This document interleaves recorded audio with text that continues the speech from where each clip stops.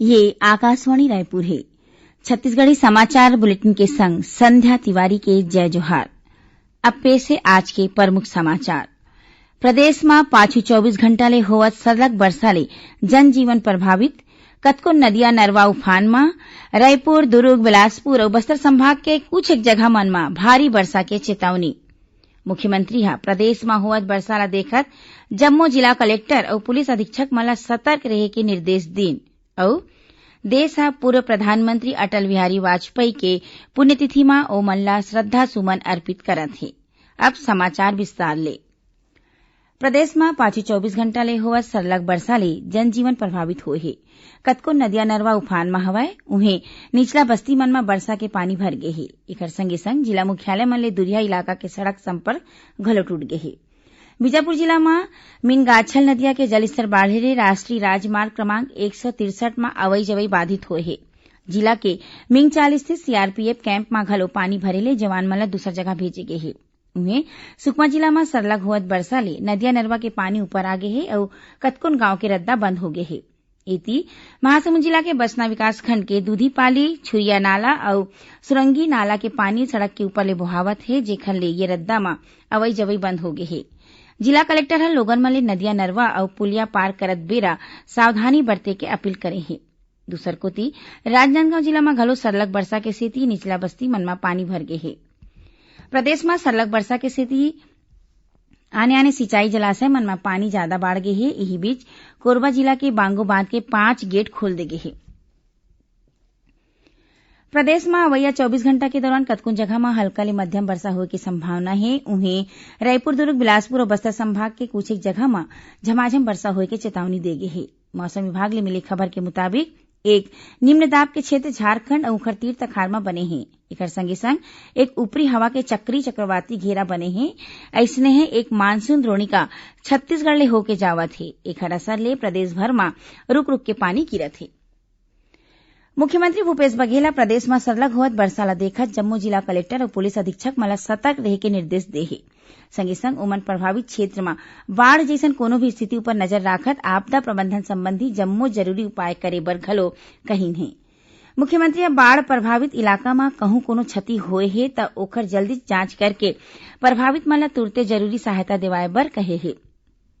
मुख्यमंत्री कही कि बरसा ला देखत जम्मू नियंत्रण कक्ष पूरा अलर्ट रहा है और नदिया नरवा के पानी के स्तर में सरलग नजर रखे जाए। वर्षा के दौरान जल जनित बीमारी ला देखत जम्मू जरूरी डॉक्टरी व्यवस्था घलो करे जाए। मुख्यमंत्री आपदा प्रबंधन दल ला सतर्क रहे और समय ले पहली जरूरी व्यवस्था करे के निर्देश घलो दीन है। छत्तीसगढ़ में कोरोना संक्रमित मरीज की संख्या बाढ़ के 15,000 ले ज्यादा हो गए है। उन्हें 4,865 मरीज मन के इलाज आने अस्पताल में चलत है। यही बीच काली रतिया तक 486 कोरोना पॉजिटिव मरीज मन के चिन्हारी करेगी। उन्हें कोरोना संक्रमित 4 मरीज की मौत हो गई है। एला मिला के प्रदेश में अब तक 134 कोरोना पॉजिटिव मरीज मन की मौत हो गई है। दुर्ग जिला में 16 नवा कोरोना मरीज की चिन्हारी करेगी है। इमा कैंप क्षेत्र भिलाई ले 6 मरीज घलो शामिल है। इति रायगढ़ जिला में 30 नवा कोरोना संक्रमित मरीज मिले हैं। एमा एक तहसीलदार और एक नायब तहसीलदार घलो शामिल है। पूंजी पथरा थाना के एक आरक्षक की रिपोर्ट कोरोना पॉजिटिव आए के बाद थाना सील कर दे गए है। बिलासपुर जिला में नगर निगम के सभापति समेत 19 झीन नवा कोरोना संक्रमित मरीज की पुष्टि हुई है। राजनांदगांव जिला के मुख्य चिकित्सा और स्वास्थ्य अधिकारी डॉक्टर मिथिलेश चौधरी स्पष्ट करे हैं कि कोनो भी मनखे के कोरोना पॉजिटिव पाए जाए में स्वास्थ्य विभाग ला 1.5 लाख रुपया मिले के बाद पूरा अफवाह हराए। डॉक्टर चौधरी बताइने कि कोनो भी मनखे के कोरोना पॉजिटिव आए में राज्य शासन के प्रावधान और कोरोना प्रोटोकॉल के मुताबिक मरीज मन के इलाज करे जाथे। ऐसन कोनो प्रावधान नहीं है कि हरेक मरीज पाछू 1.5 लाख रुपया के राशि मिलथे।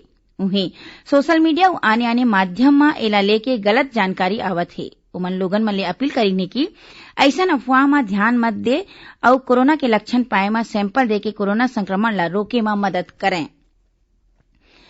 छत्तीसगढ़ी समाचार बुलेटिन आप मन आकाशवाणी रायपुर ले सुनत हव। छत्तीसगढ़ के खबर ले है आपके वास्ता और खबर के विश्वसनीयता ले है हमर वास्ता। आकाशवाणी समाचार रायपुर के प्रादेशिक समाचार बुलेटिन के संगे संग हमार समसामयिक कार्यक्रम आप रेडियो के संग अपन मोबाइल में घलो सुन सकत हव। आकाशवाणी समाचार फेसबुक, ट्विटर और यूट्यूब में घलो हावय। हमार फेसबुक पेज हरे Chhattisgarh news on AIR, Twitter handle CGAIR news और हमार यूट्यूब चैनल हरे छत्तीसगढ़ AIR न्यूज। तो अब रेडियो के संगे संग आपके मोबाइल के माध्यम ले हम आप तक पहुंचत हन। छत्तीसगढ़ के हर खबर पर सुनत रहो आकाशवाणी समाचार। अब आगू बाढ़न बाँचे समाचार कोती। कोरोना संकट काल में ऑनलाइन शिक्षा ला सरल बनाए बर पढ़ई तुंहर दुआर कार्यक्रम के तहत स्कूल शिक्षा विभाग और NIC ह मिलके एक ठिन एंड्राइड ऐप तैयार करे हे। ये ऐप के माध्यम ले लइका मन इंटरनेट होए मा अपन पाठ्यक्रम ले जुड़े कंटेंट डाउनलोड कर सकही। डाउनलोड करे गे वीडियो और कंटेंट ला इंटरनेट नहीं होए मा घलो ऑफलाइन देखे जा सकही। ये ऐप दुरिया अंचल के लइका मन बर बड़ उपयोगी साबित होही। ये ऐप ला गूगल प्ले स्टोर ले घलो डाउनलोड करे जा सकत हे। प्रधानमंत्री नरेंद्र मोदी ह 30 अगस्त के आकाशवाणी के मन की बात कार्यक्रम में देश विदेश के लोगन मन के संग अपन विचार साझा करही। मासिक रेडियो कार्यक्रम के ये 68वां कड़ी होही। श्री मोदी ह लोगन मन ला अवैया मन की बात कार्यक्रम में अपन विचार साझा करे बर कहे हे। मनखे मन 180117800 में अपन विचार रिकॉर्ड करा सकत हे और नमो ऐप ओपन फोरम या MyGOV में घलो अपन विचार लिख सकत हे। एकर संगे संग लोगन मन 1922 में मिस्ड कॉल दे सकत हे और SMS ले मिलके लिंक के माध्यम ले घलो सोझे अपन विचार दे सकत हे। पूर्व प्रधानमंत्री अटल बिहारी वाजपेयी के आज दूसर पुण्यतिथि आए। राष्ट्रपति रामनाथ कोविंद, उपराष्ट्रपति M वेंकैया नायडू, प्रधानमंत्री नरेंद्र मोदी, लोकसभा अध्यक्ष ओम बिरला श्री वाजपेयी के समाधि सदैव अटल में फूल माला चढ़ाइन।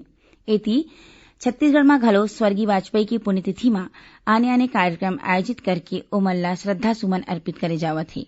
भाजपा के प्रदेश अध्यक्ष विष्णुदेव साय अपन रायपुर स्थित निवास में स्वर्गीय वाजपेयी के फोटो के आगू दिया जला के ओमन ला श्रद्धांजलि दीन।